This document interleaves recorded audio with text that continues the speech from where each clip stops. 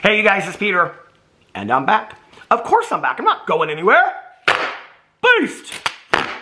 Peekaboo, I see you because I'm YouTube famous now. Available Super Bowl 2023, the album.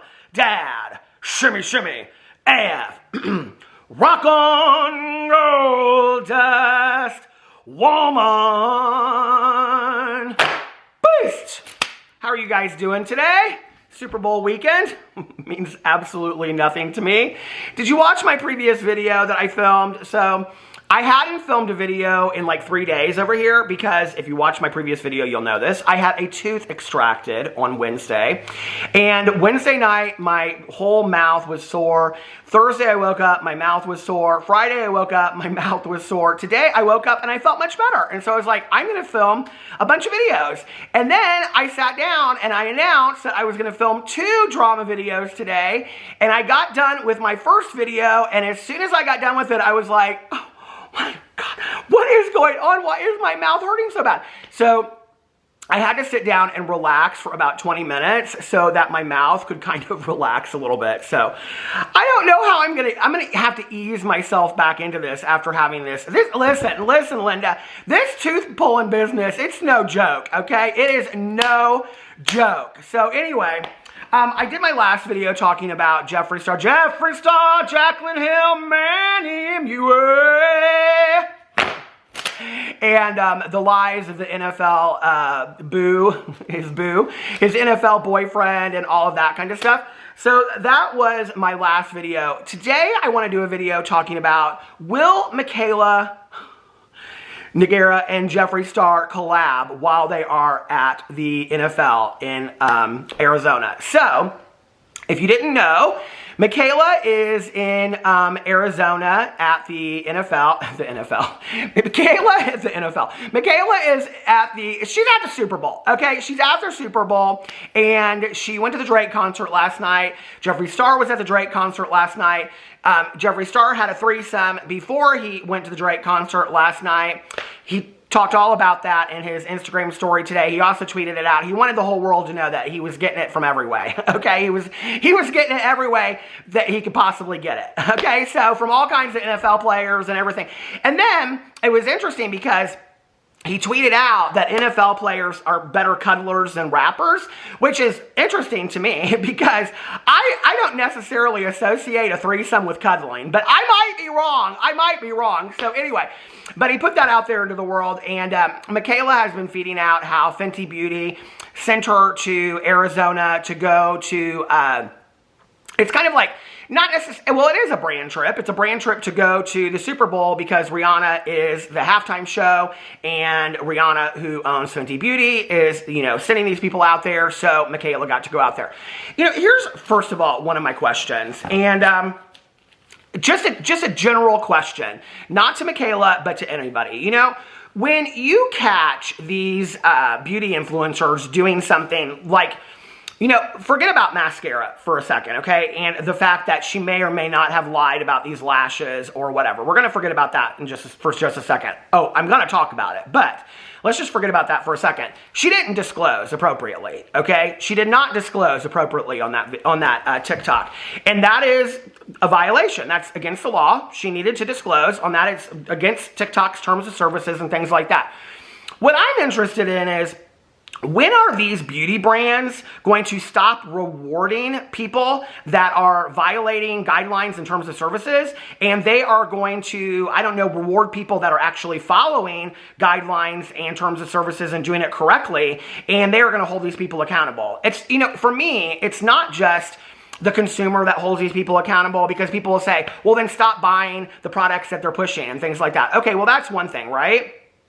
And it's like, well, people will say, well, the FTC won't do anything about it. Okay, well, what about these brands like L'Oreal, like Fenty, who just now, Fenty Beauty has sent Mikayla on this brand trip. I mean, she literally just got back from Glow Beauty going to Wyoming on a brand trip. So that's 2 brand trips that Mikayla, very nice, first class brand trips that Mikayla has gone on in less than like a week and a half.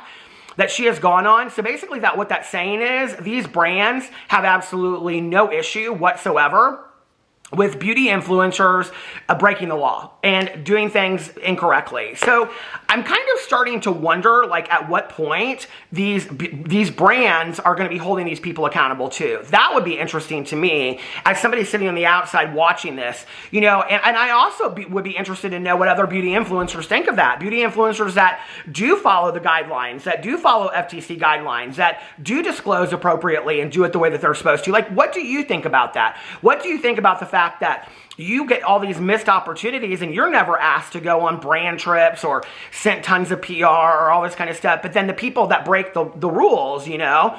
I did a video, I think it was maybe on my Peterisms video channel years ago, maybe 2-3 years ago, and it was called something like Cheaters Do Win, and because it was like about this whole idea of karma. And people talk about karma all the time, like, oh, karma will get you and bite you in the ass, and, you know, like, oh, cheaters never win, and cheaters always get caught. And I have to tell you that in my 50 years, I have not necessarily found that to be true, you know? And this is just my experience of going through life. The reason why, you know, and for most of you out there, you know that I've been sober for 28 years and I work a recovery program, and part of that is being accountable and being responsible and working with my sponsor and those kinds of things on taking inventory and taking a look at what my part is and things, because I want to be the best version of myself that I can be. And that's not just me, and I'm not the gatekeeper of that, okay? That's most people that I know in recovery. Hell, that's most people that I know in the world want to be a better version of themselves, right? But it's kind of disheartening when you see the people that rise to the top are the ones that continue to, I don't know, do things that are selfish and self-centered, and they continue to do things that are breaking the rules, and yet they get away with it, and they're the ones that are rewarded, when there are other beauty influencers out there that are, I think, nicer, should be more rewarded beauty influencers out there that aren't being rewarded, and they aren't the ones with the numbers and all this kind of stuff because they're, you know, whatever. I have a friend of mine that she was in the modeling career years ago, and she went to Miami Fashion Week, and she called me and she said, I don't know what to do. And I said, what do you mean? I don't understand. And she had like worked for Wilhelmina, and I mean, she had worked for like big agencies and stuff like that. And she said, I'm not getting booked for any of these shows. And I said, why aren't you getting booked for any of these shows? And this was at the time that social media had changed, and we were starting to see like the upswing of Instagram and things like that. And she said, all of these girls that are going in, she said, they don't have the portfolio that I have. They don't have the experience that I have. She said, they haven't worked with the photographers or the fashion designers that I have and things like that. She said, but their numbers on Instagram, she said, are astronomical. And she goes, but when I've talked to them, they've all bought their following. So it's all this fake following. It's all this fake interaction that they have. And I don't know what to do with that. And she goes, what do you think? And I said, listen, I'll tell you what my dad taught me. Once you give your integrity away, you can never get it back, you know? And she didn't do that. She didn't buy a fake following or anything like that. And she morphed herself into doing something completely different. And I think that's what it is often, you know? It's that these people, whatever brand it is, even if it's Fenty Beauty, who I have a lot of respect for Fenty Beauty and Rihanna, you know? It's like, okay, well, Mikayla being there is going to bring them a lot of attention, you know? So yes, they're going to invite Mikayla to it and not really vet her out and look at all of these different scandals that she's gotten herself into. You know, like, this has not been a great week for Mikayla. I mean, I'm going to do a video about her in the next day or two talking about these people that have come out and said that they knew Mikayla in her past and things like that. And Mikayla is getting in these videos and TikToks, and she's addressing it, and she's saying, I don't know this person and I don't know that person and whatever. You can come out and you can address that, but you can't address a mascara situation. That is your business, right? And then you're rewarded because people want to say it's just makeup. It's just mascara, it's just makeup. But if it's just mascara and it's just makeup, then these companies like Glow Beauty, like Fenty Beauty, things like that, that are just makeup, are rewarding them with huge sums of money and huge gifting opportunities and experiences like going to the Super Bowl and going to concerts and things like that. All based on this following that they have where they're not following the rules and the guidelines, and so cheaters do win to some degree. And I think it's disheartening. I think it's disheartening for the people that are out there and that are trying to do it honestly, right? So that was one of the things that I wanted to say. The other thing I wanted to say was, okay, we're going to talk about, well, this is what the video is about. Michaela and Jeffree Star being in at the Super Bowl at the same time together. They were at the Drake concert together. I don't know if they said hi. I don't know if they met up. I don't know what they did, if they did each other's mascara. I don't know, okay?